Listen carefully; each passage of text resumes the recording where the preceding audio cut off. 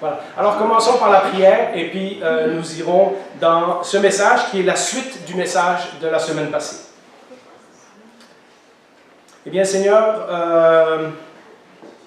nous venons devant ta parole et nous demandons que ton esprit ouvre nos cœurs aujourd'hui parce que tu nous donnes des encouragements, mais tu nous donnes aussi des avertissements.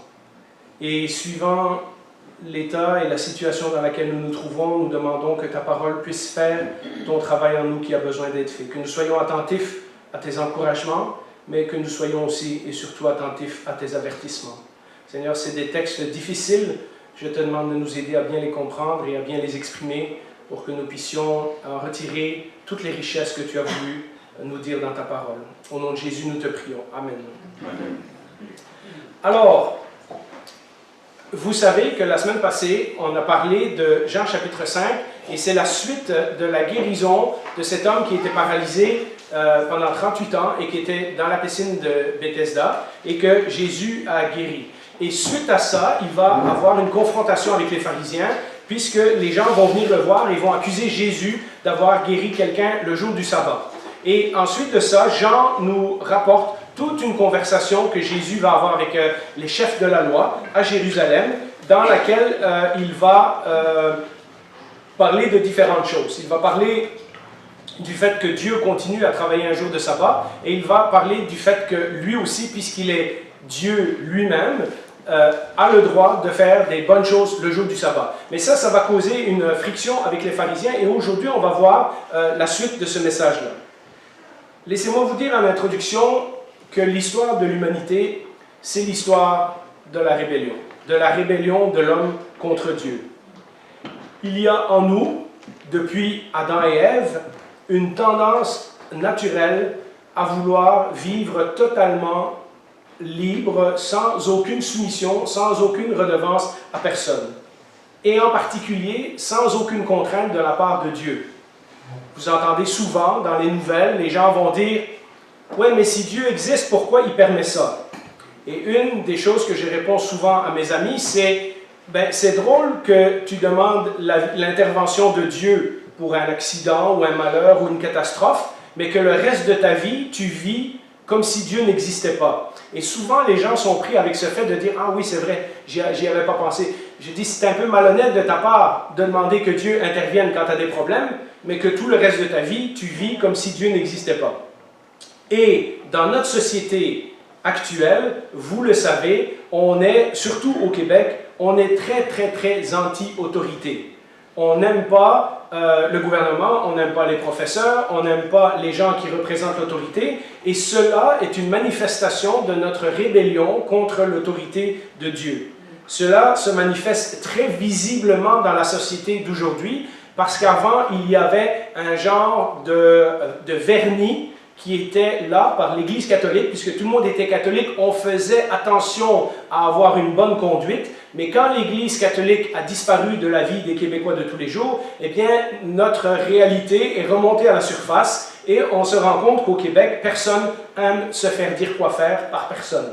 D'ailleurs, c'est même une tendance dans l'idéologie du moment que plus personne n'a le droit de dire que tu fais quelque chose de travers, parce que tu es ton propre maître, tu décides toi-même.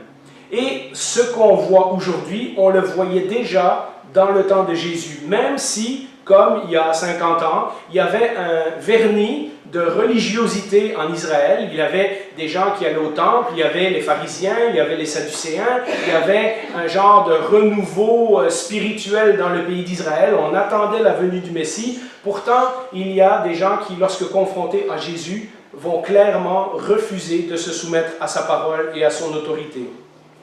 Et plus nous avançons dans les évangiles, puisque vous le savez, on fait toute l'histoire de Jésus dans les 4 évangiles, plus nous avançons dans les évangiles, plus nous allons nous rendre compte que les gens au début suivaient Jésus parce qu'ils étaient intéressés par ses miracles, mais que petit à petit, ils vont rejeter Jésus à cause de son message. C'est-à-dire qu'ils veulent bien les cadeaux que Dieu peut donner, mais ils ne veulent pas se soumettre à son autorité, à son message. Et la dernière fois, Jésus a confronté les pharisiens en leur demandant pourquoi ils n'auraient pas le droit de guérir un homme le jour du sabbat, puisque lui-même est Dieu, Fils de Dieu, l'équivalent à Dieu. Ça, c'est tout le message de la semaine passée.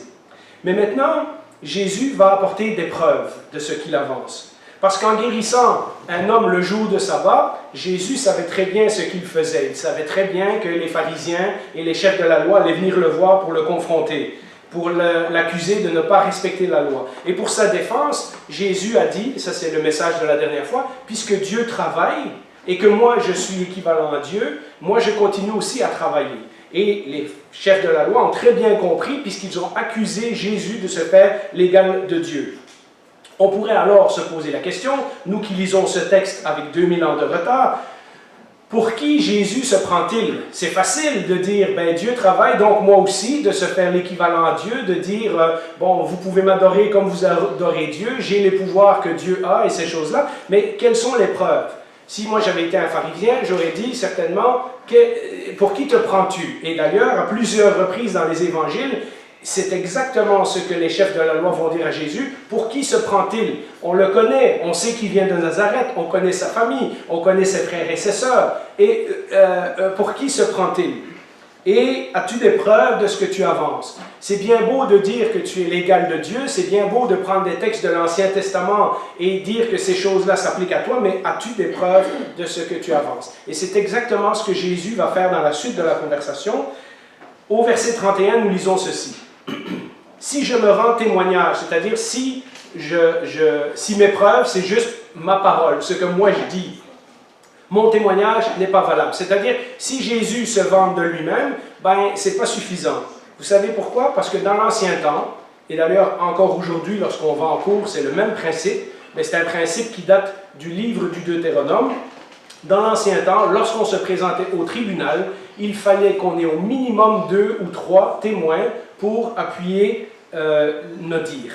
On trouve ça déjà dans Deutéronome 19.15. Donc ça, c'est au temps où Israël était encore dans le désert à la sortie d'Égypte. Dans Deutéronome 19.15, Dieu avait donné ce principe. Un seul témoin ne suffira pas contre un homme pour constater un crime ou un péché, quel qu'il soit. Et les pharisiens accusent Jésus d'avoir commis un péché, n'est-ce pas? Un fait ne pourra être établi que sur la déposition de 2 ou 3 témoins. Donc, il faut des témoins pour que les pharisiens puissent accuser Jésus. Il faut aussi des témoins pour que Jésus puisse se défendre. Parce que Jésus va affirmer une chose, les pharisiens vont affirmer autre chose. Lequel des deux a raison? Est-ce que Jésus peut démontrer ce qu'il avance, c'est-à-dire qu'il est l'égal de Dieu? Et Jésus commence par reconnaître que s'il fait son affirmation à propos lui-même et que c'est juste sa parole contre la parole des pharisiens, alors ça ne vaut rien. S'il veut respecter la loi, il doit avoir 2 ou 3 témoins à son actif. Et c'est exactement ce que Jésus va faire dans la suite du dialogue. Il va citer 3 témoins qui prouvent que ce qu'il est en train de dire est la vérité. Le premier de ces témoins, c'est Jean-Baptiste. On le voit au verset 32. Donc, si je reviens avec le verset 31, si je me rends témoignage à moi-même, mon témoignage n'est pas valable. Jésus dit, selon la loi, vous connaissez, s'il n'y a pas 2 ou 3 témoins, alors mon témoignage tout seul n'est pas valable. Et il dit au verset 32, c'est un autre qui témoigne en ma faveur. Et je sais que le témoignage qu'il me rend est vrai. Vous avez envoyé une délégation vers Jean, c'est-à-dire Jean-Baptiste, et il a rendu témoignage à la vérité. Vous vous rappelez, ça c'est les premiers chapitres de l'évangile de Jean, on en a parlé déjà dans d'autres messages. Pour ma part, ce n'est pas d'un homme que je reçois le témoignage, mais je dis cela afin que vous soyez sauvés. Donc Jésus est en train de dire, moi je n'ai pas besoin que Jean me le dise, mais je vous rappelle qu'il y a un témoin, c'est Jean-Baptiste, et je dis ça pour votre salut. Jean était la lampe qui brûle et qui brille, et vous avez voulu vous réjouir 1 heure à sa lumière. Alors là encore, la raison pourquoi je divise ce chapitre en petits paragraphes, c'est parce que si on lit tout le chapitre 5 d'un coup, Jésus dit tellement de choses qui sont tellement compliquées qu'on va rater la moitié du message. Alors, décortiquons un peu ces versets-là. Eh bien, d'abord, Jésus dit, il y a eu le témoignage de Jean-Baptiste. Jean qui annonçait la venue du royaume, Jean qui prêchait la repentance, qui annonçait que le Messie allait bientôt arriver, Jean qui disait qu'il venait préparer le chemin de celui que le Seigneur avait envoyé, Jean qui baptisait les gens en vue du pardon des péchés, et Jésus leur rappelle qu'au début, ils ont bien réagi au message de Jean. Vous avez voulu vous réjouir 1 heure à sa lumière. Donc, lorsque Jean parlait du Messie, Lorsque Jean parlait du futur royaume de Dieu, les Israélites qui écoutaient Jean ont dit « Waouh, ça c'est une bonne nouvelle, c'est la nouvelle qu'on entend depuis 400 ans, depuis le prophète Malachi. » Et donc, au début, la réaction des gens, on l'a lu, vous retournerez voir les messages précédents dans les baptêmes de Jean, vous savez combien de foules venaient de Jérusalem vers Jean pour se faire baptiser. Donc, il y a un genre de renouveau, les gens entendent que le Messie va arriver et ils veulent se préparer à cela. Les gens ont bien réagi au début au message de Jean, et remarquez que Jean est décrit dans ce texte comme une lampe. La lampe ne sert pas à pointer à elle-même. La lampe sert à éclairer le chemin et à pointer vers la bonne chose, vers la bonne direction, vers la bonne personne, n'est-ce pas? Donc Jean ne se rend pas témoignage à lui-même, il rend témoignage à celui qui arrive après lui. Mais quand Jean a pointé à Jésus et que les Juifs ont vu que le Messie, ça serait possiblement cet homme de Nazareth, ça n'a pas fait leur affaire. Tout à coup, ce n'est pas le genre de Messie qui s'attendait. Ce n'est pas le genre de message qui s'attendait. Ce n'est pas le genre d'éducation, puisque Jésus n'avait pas été à l'école théologique de Jérusalem. Ce n'est pas le genre de personne qui s'attendait. Et en plus, vous le savez, vous qui écoutez ces messages depuis des mois, Jésus brise constamment les règles que les pharisiens avaient établies. Et donc, il y a un grand conflit entre les chefs religieux en Israël, qui au début voulaient bien écouter le message de Jean, tant que le Messie serait comme eux pensaient. Au moment donné où ils se rendent compte que le Messie n'est pas tout à fait comme eux pensaient, et que c'est eux qui vont devoir se soumettre au Messie, et non pas le Messie qui va devoir se soumettre à leurs règles à eux, tout à coup, ça ne fait plus leur affaire. Et c'est pour ça que Jésus dit, c'était une lampe, il pointait vers moi. Vous avez pendant un temps accepté son message, mais lorsque vous avez compris l'implication de ce message, vous avez rejeté le témoignage de Jean. Vous vous rappelez d'ailleurs qu'on va accuser Jésus d'être un glouton, d'être un ivrogne, de se tenir avec les gens de mauvaise vie. Donc plus Jésus avance dans son ministère, plus les gens vont trouver des raisons pour dire non, finalement ce n'est pas le Messie, ce n'est pas lui que Jean voulait dire. Vous savez, c'est un truc vieux comme le monde. Aujourd'hui, on fait encore ça. Quand vous ne pouvez pas contredire le message, vous critiquez le messager. C'est facile, hein? Quand tu n'aimes pas le message, attaque le messager. Et c'est exactement ce qu'ils font. Lorsque vous regardez les arguments des pharisiens, parfois ils vont avoir des arguments théologiques, mais la plupart du temps, ils vont attaquer le caractère de Jésus. Ils vont attaquer son origine, ils vont attaquer son manque de connaissances, ils vont attaquer le fait qu'il vient de Galilée et qu'aucun prophète n'est supposé de venir de Galilée, etc., etc., etc. C'est bien d'avoir un prophète comme Jean, qui nous dit, finalement, le royaume de Dieu tant attendu va arriver. Mais ils n'ont pas aimé qui le prophète a pointé. Quand Jean a dit, voici l'agneau de Dieu qui ôte le péché du monde, il y en a un autre qui vient après moi dont je ne suis pas digne de délier les sandales. Ils n'ont pas aimé du tout ce message. Alors, premier témoin, mais malheureusement, les chefs de la loi ont refusé ce témoin. Alors Jésus cite un deuxième témoin. Et ça, c'est au verset 36. Les miracles, les œuvres qu'il a faites, les choses extraordinaires dont on a parlé depuis des semaines et des semaines et des semaines, vous le savez. Pour ma part, j'ai un témoignage plus grand que celui de Jean. Donc Jésus renchérit. Ce sont les œuvres que le Père m'a donné d'accomplir. Ces œuvres même que je fais témoignent à mon sujet que c'est le Père qui m'a envoyé. J'ai bien beau dire que je suis fils de Dieu, que je suis l'égal de Dieu, si je n'ai pas de témoin, ça ne vaut rien. Premier témoin, Jean-Baptiste. Et au début, vous avez été d'accord avec son message, mais quand ça ne faisait plus votre affaire, vous avez rejeté son message. Deuxième témoin, plus grand encore que Jean-Baptiste, les miracles que je fais. Les prophètes de l'Ancien Testament, comme Ésaïe, vous vous rappelez quand Jésus est rentré dans la synagogue, qu'il a pris le rouleau du prophète Ésaïe et qu'il a dit « Dieu m'a envoyé pour guérir les aveugles, pour rendre... tout ce passage-là avec les maladies qui parlent des miracles que Jésus va faire. » Eh bien, les prophètes de l'Ancien Testament avaient aussi annoncé que lorsque le Messie viendrait, lorsque le royaume de Dieu viendrait, ça se ferait avec des miracles et des prodiges. Et donc, c'est normal de s'attendre à ce que quelqu'un qui prétend être le Messie, le descendant du roi David, celui qui vient sauver son peuple, comme nous dit Matthieu dans son chapitre 1, que cette personne-là vient avec beaucoup de puissance, avec beaucoup d'autorité, avec l'autorité sur les démons, avec l'autorité sur la maladie, sur les guérisons, même sur la mort, etc.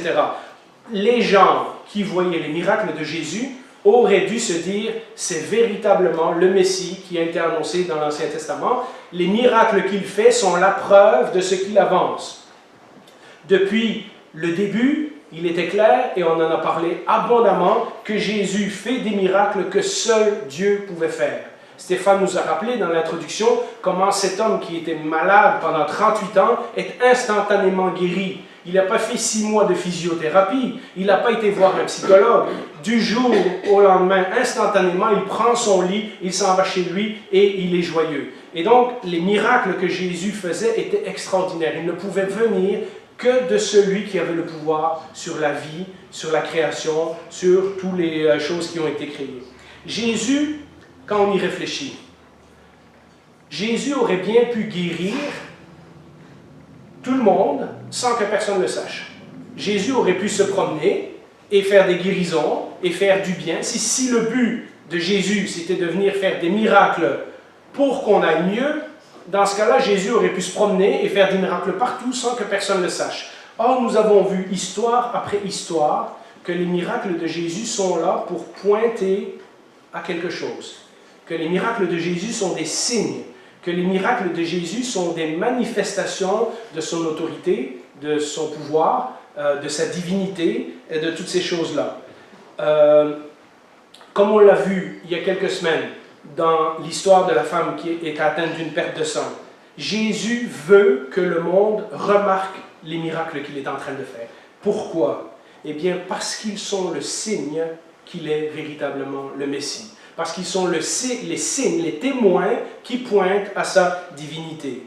Comme Pierre dira d'ailleurs, et l'apôtre Pierre a très bien compris, dans Acte 2, 22, lorsque Pierre fait son grand sermon où des milliers de gens se convertissent, il dit ceci: « Israélites, écoutez ces paroles.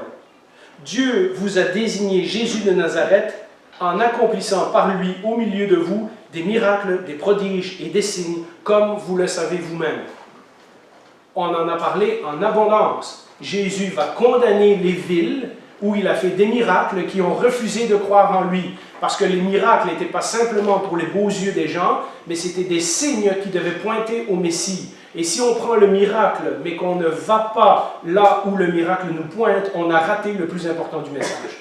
On a reçu la bénédiction, mais on ne veut pas se soumettre à Jésus comme notre Seigneur. Dans le message où Jésus condamne les villes, après ça c'est le message numéro 41, Jésus ne condamne pas les villes parce qu'elles ont refusé les miracles. Il condamne les villes parce qu'elles ont accepté les miracles, mais qu'elles ont refusé le message. Vous voyez, les miracles, ils vont avec le message de Jésus. Ils sont là pour confirmer son message. Ils sont là pour confirmer qui il est. Si on prend les miracles, mais qu'on n'écoute pas le message, on a raté le plus important. Et ce n'est pas la seule fois où Jésus va juger les gens d'avoir vu des miracles et de ne pas avoir cru. Vous vous rappelez ces passages sévères où il dit, quand on va vous rejeter dans une ville ou un village, en allez-vous de là, mais je peux vous dire qu'au jour du jugement, ces villes seront jugées plus sévèrement que Sodome et Gomorrhe. Et donc, à plusieurs endroits, et on va le voir encore, parce que la dernière semaine de la vie de Jésus, il va être confronté aux chefs religieux dans toute cette semaine où il est à Jérusalem, et on va voir le combat de Jésus avec les chefs religieux. On en reparlera encore dans une autre fois, mais Jésus va condamner les gens parce qu'ils ont vu, ils ont écouté les témoignages, ils ont vu les témoins. C'est comme si vous allez en cours, vous avez 2 témoins qui prouvent une chose, mais que pareil, vous décidez de ne pas croire que c'est la vérité. Et comme ce n'est pas suffisant, eh bien, le Seigneur va citer un 3e témoin. Et ça, c'est un témoin qu'on voit depuis Matthieu chapitre 1, quand les pharisiens ont ouvert la Bible et qu'ils ont su que le Messie serait né à Bethléem et qu'ils ne sont pas allés le voir. Eh bien, les Écritures. Les Écritures est un autre témoin qui prouve que Jésus dit la vérité. Regardez à partir du verset 37. « Et le Père qui m'a envoyé a rendu lui-même témoignage à mon sujet. Vous n'avez jamais entendu sa voix et vous n'avez jamais vu son visage. Et sa parole n'habite pas en vous. » Donc Dieu ne leur a pas parlé face à face, mais Jésus sous-entend que Dieu leur a parlé par sa parole. « puisque vous ne croyez pas en celui qui l'a envoyé. Vous étudiez les Écritures parce que vous pensez avoir en elles la vie éternelle. Ce sont elles qui rendent témoignage à mon sujet et vous ne voulez pas venir à moi pour avoir la vie. Jésus est en train de leur dire, vous connaissez très bien votre Ancien Testament. Vous connaissez très bien votre Bible. Et pourtant, cette Bible parle de moi et vous refusez le témoignage des Écritures. Dans sa parole, et on pourrait faire tout un message juste sur ça, dans sa parole, Dieu a annoncé à de nombreuses reprises, au travers de toutes sortes de prophètes, au travers de la vie de Joseph, au travers du sacrifice d'Isaac, au travers du temple, au travers de toutes sortes de symboles, d'histoires et tout ça. Tout l'Ancien Testament pointait à Jésus. Toutes les histoires de l'Ancien Testament nous font attendre un sauveur. Tout l'Ancien Testament nous dit que nous ne pouvons pas nous en sortir nous-mêmes en respectant les lois de Dieu, mais que nous avons besoin que Dieu envoie quelqu'un qui va faire pour nous ce que nous ne pouvons pas faire nous-mêmes. Dieu a annoncé de nombreuses façons. Il y a des centaines de prophéties dans l'Ancien Testament qui se sont accomplies lorsque Jésus est venu sur la terre. Dieu a annoncé de toutes sortes de façons que ce Messie viendrait. Il l'a dit par la bouche des prophètes, et par les histoires, et par les psaumes, et par des prophéties, et par des promesses. Et pourtant, ces gens qui étudiaient tellement les Écritures, puisque c'était les responsables religieux du peuple d'Israël, je vous l'ai dit il y a quelques instants, d'abord, ils ont su que le Messie serait né à Bethléem, ils ne sont même pas allés le voir.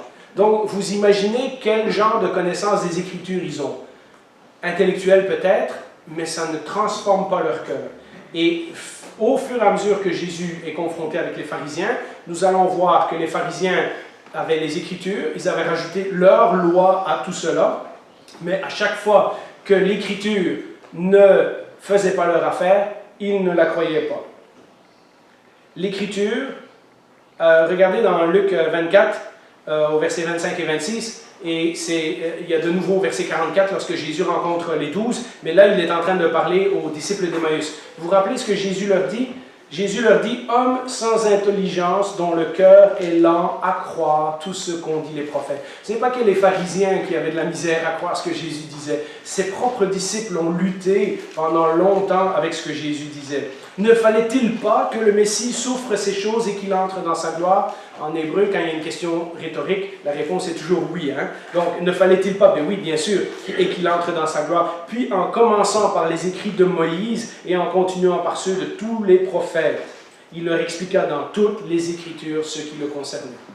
Jésus a fait un survol de l'Ancien Testament avec ses deux disciples d'Emmaüs, et plus tard, ça dit même dans Moïse, les psaumes et les prophètes. Lorsqu'il rencontre les 11 qui sont cachés, il leur réexplique la même chose qu'il a expliqué aux deux disciples d'Emmaüs.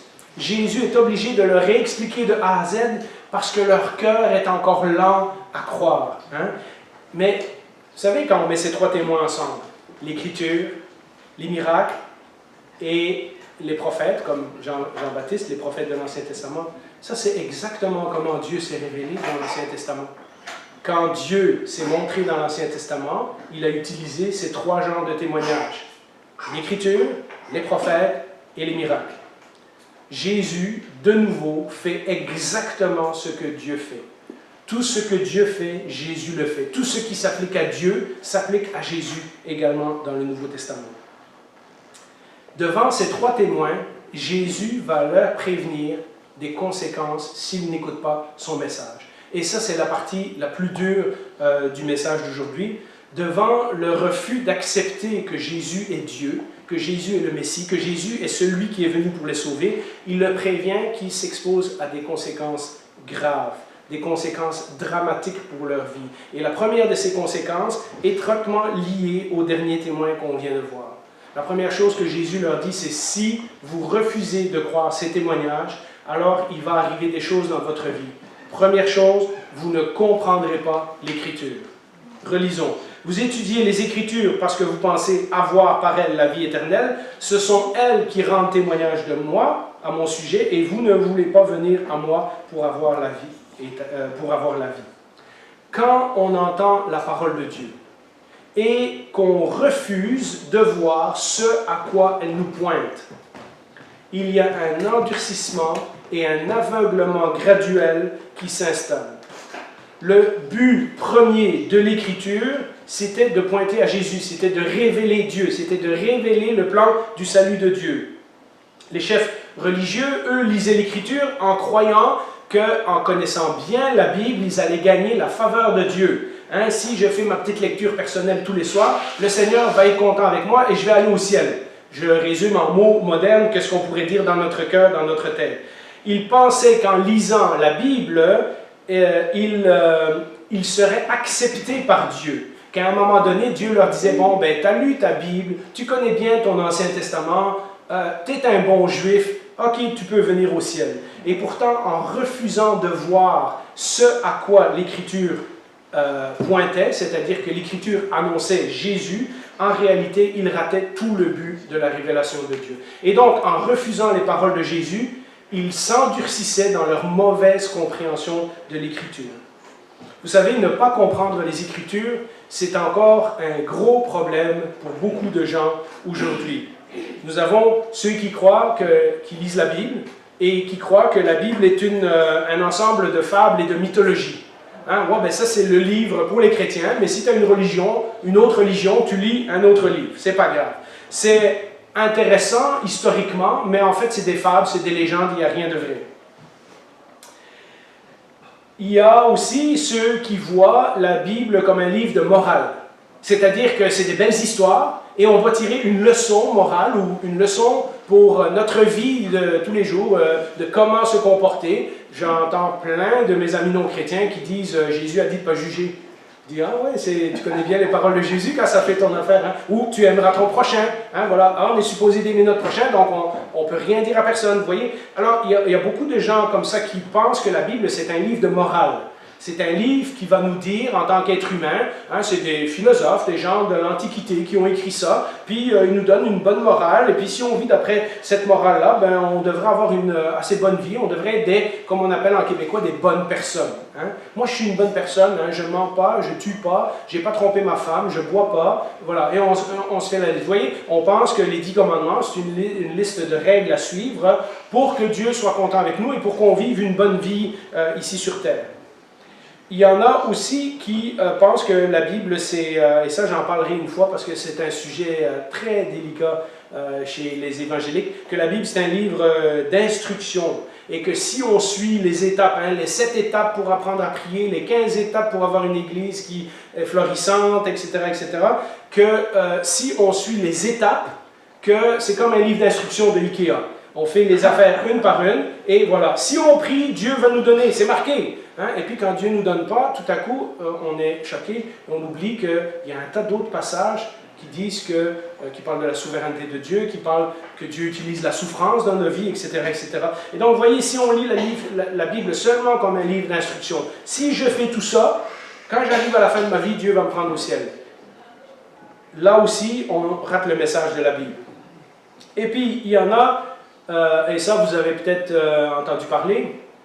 Dina, quand tu travaillais avec moi à la librairie chrétienne, on a vu des livres sur les codes secrets de la Bible, et les messages cachés, et les prophéties qui prouvent que la fin des temps, c'est en 2014, puis ces affaires-là. On en a vu des livres comme ça. Il y a des gens qui cherchent la Bible seulement pour ces choses-là.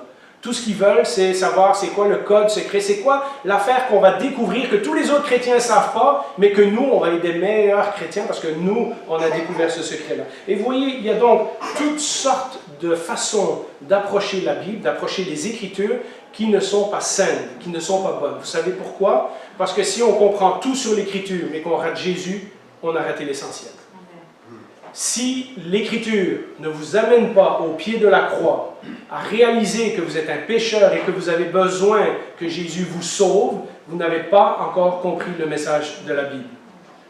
Il y a ceux aussi, et ça aussi, ça mériterait un message, pas dans notre Église, mais ça se fait dans d'autres églises, les gens qui, le matin, tournent une page et hop, ils trouvent le verset, et puis des fois ça donne que c'est un bon verset pour aujourd'hui, des fois c'est pas un bon verset. Si on fait ça et qu'on ne voit pas que l'Écriture nous pointe à Jésus, on a raté l'essentiel du message.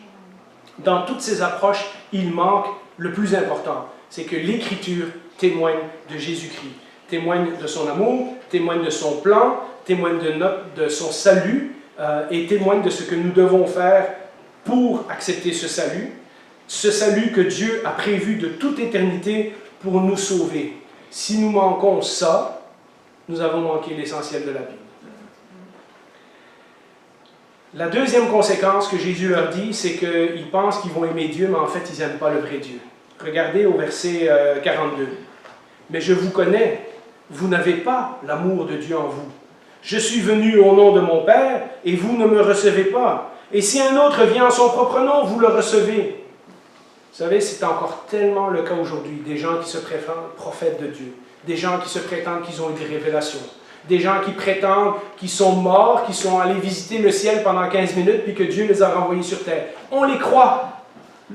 Mais ce que Jésus dit dans sa parole, on le tord, ben ça ne fait pas tout à fait notre affaire. Mais ce n'est pas ça que Jésus voulait dire. Mais ce n'est pas comme ça qu'il... Vous voyez, c'est encore le cas aujourd'hui. Jésus a dit lui-même dans un message précédent, on l'a dit à plusieurs reprises, que si on l'aimait, on garderait sa parole, on garderait ses commandements. Ses commandements, c'est un autre mot pour sa parole. Si on refuse ce que la Bible nous dit à propos de la divinité de Jésus, à propos de Jésus lui-même, alors nous ne pouvons pas vraiment aimer Dieu. Si nous refusons celui que Dieu a envoyé, nous n'aimons pas le vrai Dieu.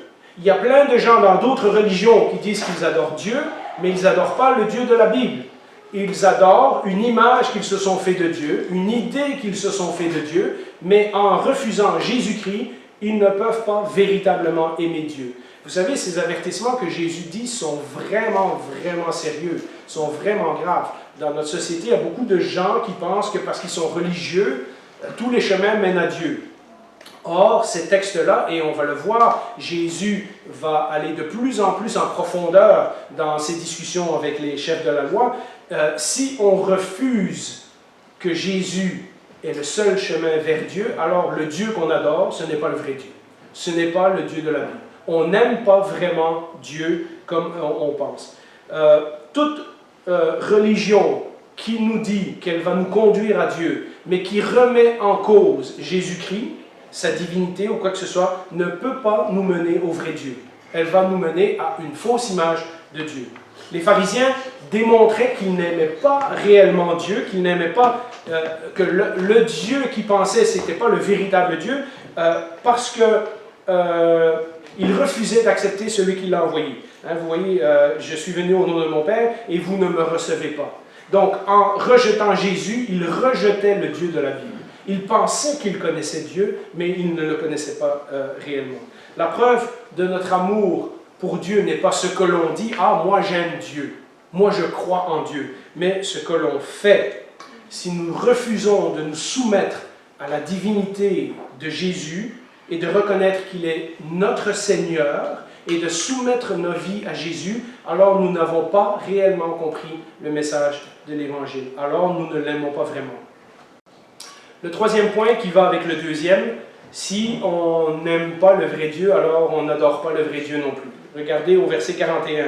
« Je ne reçois pas ma gloire des hommes. » Et puis là, Jésus a fait un petit parenthèse, et puis on continue au verset 44. « Comment pouvez-vous croire, vous qui recevez votre gloire les uns des autres, et qui ne recherchez pas la gloire qui vient de Dieu seul. » Vous voyez, finalement, si on refuse la divinité de Jésus, alors on peut dire qu'on adore Dieu, mais en réalité, on ne l'adore pas, on s'adore nous-mêmes.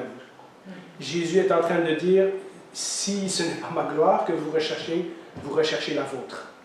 Hein? Si, dans ce cas-là, on veut arriver à Dieu par nos propres moyens, par nos propres forces, et Éphésiens nous dit clairement que personne ne peut être sauvé par ses œuvres, afin que personne ne se glorifie, c'est-à-dire que personne prenne la gloire. D'ailleurs, dans ce texte, et à de nombreuses reprises, Jésus va reprocher aux chefs religieux de mettre leur propre gloire en avant plutôt que celle de Dieu. Vous vous rappelez tout ce passage où Jésus dit « Vous aimez bien être au coin des rues et prier, lever les mains au ciel. Quand vous jeûnez, vous aimez bien que tout le monde sache que vous jeûnez. Quand vous mettez dans l'offrande, vous aimez bien que ça fasse du bruit pour que tout le monde sache que vous avez donné beaucoup. » Vous voyez comment les pharisiens et les chefs de la loi cherchaient la gloire des hommes, c'est-à-dire qu'ils voulaient être approuvés des hommes. mais il se moquait bien de ce que Dieu pensait. Lorsqu'on cherche notre propre gloire, lorsqu'on attire l'attention sur nous, sur nos performances, sur notre bonne vie chrétienne, etc., en réalité, et ça c'est un ami qui m'a dit ça, et ça m'a vraiment, vraiment frappé, et je voudrais vous le dire aujourd'hui, quand on fait ça, on vole la gloire de Dieu. Quand on se met de l'avant, au lieu de mettre le Seigneur de l'avant, on prend sa place. Et dans ce cas-là, c'est ce que Jésus dit dans le texte, on ne peut pas adorer le vrai Dieu. On pense qu'on adore Dieu, mais en fait, on s'adore nous-mêmes. Vous voyez, quand on met de l'avant notre bonne conduite, notre apparence religieuse, etc., et quand on attire l'attention sur nous, alors on prend la gloire qui revient à Dieu. Accepter la divinité de Jésus et soumettre nos vies à son autorité, c'est extrêmement difficile parce que c'est une expérience pleine d'humilité et d'humiliation. Il faut qu'on reconnaisse qu'on n'est pas capable. Il faut qu'on reconnaisse qu'on ne peut pas se sauver nous-mêmes. Il faut qu'on reconnaisse qu'on est des pécheurs. Il faut qu'on reconnaisse que tous nos beaux efforts, toute nos belles apparences ne servent à rien, mais qu'on a besoin de lui pour nous sauver. Nous devons reconnaître que nous avons désespérément besoin de lui, et la plupart d'entre nous, je ne parle pas de l'Église ici, mais la plupart des gens dans notre société ne veulent pas accepter de se soumettre à Jésus parce qu'ils pensent qu'ils vont arriver à faire plaisir à Dieu à leur propre façon. Il était facile pour ces hommes de montrer leur intelligence, de montrer leur connaissance, de montrer leur religiosité. Jésus va dire, vous payez même la dîme de la dîme, et vous payez même la dîme sur les épices que vous ramassez dans votre jardin, mais vous avez oublié la compassion, vous avez oublié l'amour de Dieu. Hein? Il était facile pour ces hommes de montrer leur religiosité au tout le peuple, et d'ailleurs, beaucoup de gens les admiraient pour cette religiosité. Paul, dans Philippiens, je pense, va faire la liste de tout ce qu'il était capable de faire. En tant que pharisien, il était irréprochable. Et donc, c'était un but que les pharisiens se donnaient, de devenir les meilleurs religieux possibles. Et en faisant cela, ils attiraient l'attention sur eux. Ils voulaient avoir du prestige, ils voulaient avoir une bonne réputation, ils voulaient être aimés et acceptés par le peuple, mais ils ne voulaient pas se soumettre à Jésus. Vous voyez, ils ont aimé le message de Jean, et ils ont cru qu'ils auraient peut-être des bonnes places dans le royaume de Dieu. Et quand Jésus leur dit, mais non, faut que vous recommencez à zéro, vous n'avez rien compris. Oh là là, tout à coup, ça ne fait plus leur message. Ça ne fait plus leur affaire. Le message de la religiosité, comparé au message de la soumission à Christ, il y a un gros conflit. Si notre découverte de Jésus, si quand nous lisons la Bible, quand nous allons à l'église, quand nous chantons des chants, etc., ne nous amène pas à genoux dans l'humilité, dans la prière et dans l'adoration, alors ce n'est qu'une connaissance intellectuelle. Nous pouvons venir à l'église tant que nous voulons, nous pouvons lire la Bible tant que nous voulons, nous pouvons avoir notre diplôme de théologie, etc. Si ça ne nous amène pas à soumettre nos vies à Jésus-Christ et à l'adorer lui seul, alors il y a quelque chose que nous n'avons pas compris. Et puis, la dernière conséquence, et peut-être la plus grave de toutes, c'est qu'en plus de ne pas comprendre l'Écriture, de ne pas vraiment aimer Dieu, de ne pas vraiment adorer Dieu, leur danger, c'est qu'ils ne pourront pas échapper au jugement. Regardez ce que Jésus dit au verset 45. « Ne pensez pas que c'est moi qui vous accuserai devant le Père. Celui qui vous accuse, c'est Moïse. Donc, vous avez mis tous vos efforts, tous vos espoirs dans la loi de Moïse. Eh bien, c'est ce même Moïse qui va vous accuser, celui en qui vous avez mis votre espérance. En effet, si vous croyez Moïse, vous me croiriez aussi, puisqu'il a écrit à mon sujet. Mais si vous ne croyez pas à ses écrits, comment croirez-vous à mes paroles? » Précédemment, Jésus avait déjà prévenu que le Père lui a remis le jugement. Ça, c'est dans le début du chapitre 5, vous le relirez chez vous. Mais il le rappelle à ceux qui ont vu tous ces témoins et qui refusent d'écouter sa parole et qui refusent de se soumettre à son message, il leur rappelle qu'ils seront jugés directement par les paroles de celui en qui ils prétendaient croire. Ah, nous, on n'a pas besoin du Messie, on suit la loi de Moïse. Et Jésus dit, c'est cette même loi qui va vous juger, parce que cette loi pointait à moi, et vous avez refusé de croire au message. Vous voyez, ils pensaient qu'ils respectaient la loi de Moïse, mais en réalité, ils n'étaient pas au bon endroit, parce que là où la loi de Moïse les pointait, ils ne voulaient pas aller. En respectant les rituels religieux à la lettre, Ils se croyaient être des bons pratiquants de la loi de Moïse. Ils avaient même rajouté plus de 600 commandements à eux pour être sûr qu'ils respectent bien les 600 premiers commandements. Donc vous imaginez, quand Paul dit qu'il est irréprochable, ça veut dire qu'il y a au moins 1200 lois qu'il connaît par cœur et qu'il est capable de dire « je les respecte toutes à la lettre ». Or, Moïse les avait prévenus que Dieu enverrait quelqu'un pour les sauver. Et en refusant ce message de Moïse, il refusait ce que la loi signifiait. Regardez Pierre, de nouveau, dans son deuxième sermon, dans Actes chapitre 3, versets 22-26, le dit très bien au peuple d'Israël. Moïse, en effet, a dit à nos ancêtres, « Le Seigneur, votre Dieu, fera surgir pour vous, parmi vos frères, un prophète comme moi. Vous l'écouterez dans tout ce qu'il vous dira. Celui qui n'écoutera pas ce prophète sera exterminé du milieu du peuple, c'est-à-dire il ne fera plus partie du peuple de Dieu. Tous les prophètes qui ont parlé depuis Samuel et ses successeurs ont ainsi annoncé ces jours-là. C'est pour vous d'abord que Dieu a fait surgir son serviteur Jésus. Il l'a envoyé pour vous bénir en détournant chacun de vous de ses mauvaises actions. » Donc, Pierre dit, vous faites bien de lire l'Ancien Testament. Mais l'Ancien Testament, Moïse, Samuel et tous les autres prophètes pointent à Jésus.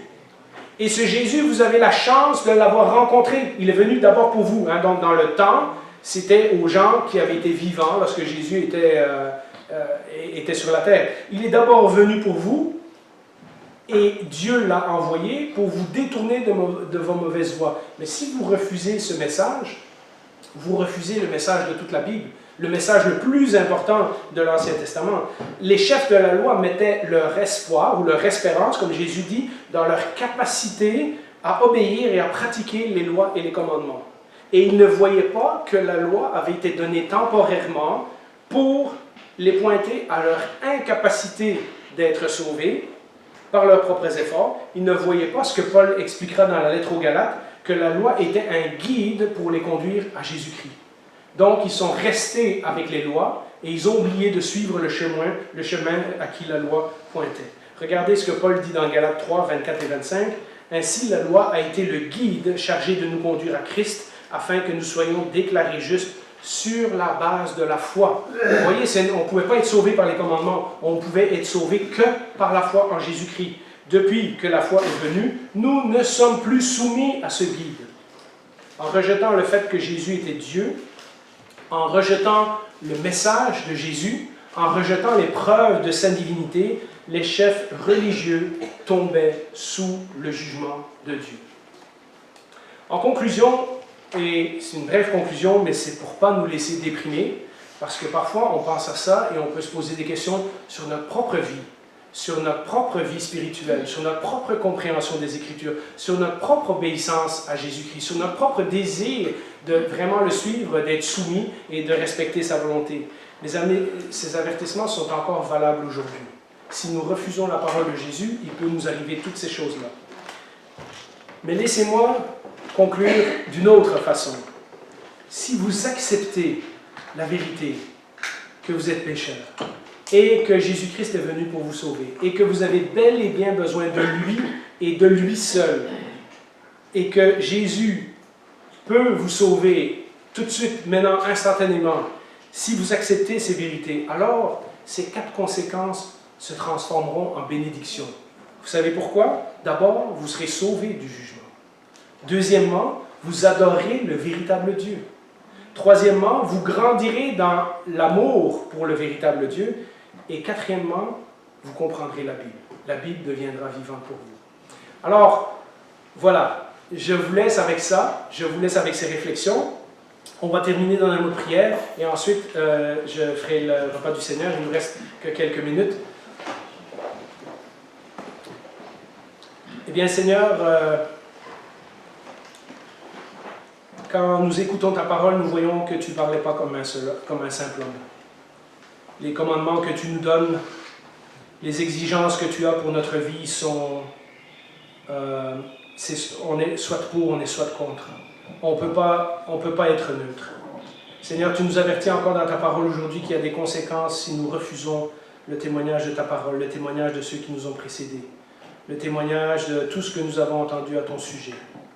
Et tu nous donnes aussi la possibilité de se tourner vers toi d'accepter ce message et que ces conséquences négatives se transforment en conséquences positives pour notre vie. J'espère que c'est le cas pour chacun de nous ce matin. Sinon, touche encore nos cœurs. Continue à frapper à la porte. Pendant que nous sommes encore vivants, Seigneur, n'arrête pas de toucher les cœurs, de te révéler à ces gens-là afin qu'ils puissent aussi devenir tes enfants. Et pour nous qui avons déjà fait un bout de chemin avec toi, pour nous qui un jour avons remis notre vie à toi et qui nous sommes soumis à toi, bien Seigneur, quel bon rappel de nous rappeler que nous ne pouvons pas voler ta gloire, que nous ne pouvons pas arriver au ciel par nos propres efforts et que nous devons interpréter l'Écriture selon ce qu'elle pointe de Jésus-Christ et non pas selon nos propres idées et nos propres standards. Alors Seigneur, rafraîchis-nous, réveille-nous, transforme-nous si nous en avons besoin. Nous te prions au nom de Jésus. Amen. Amen.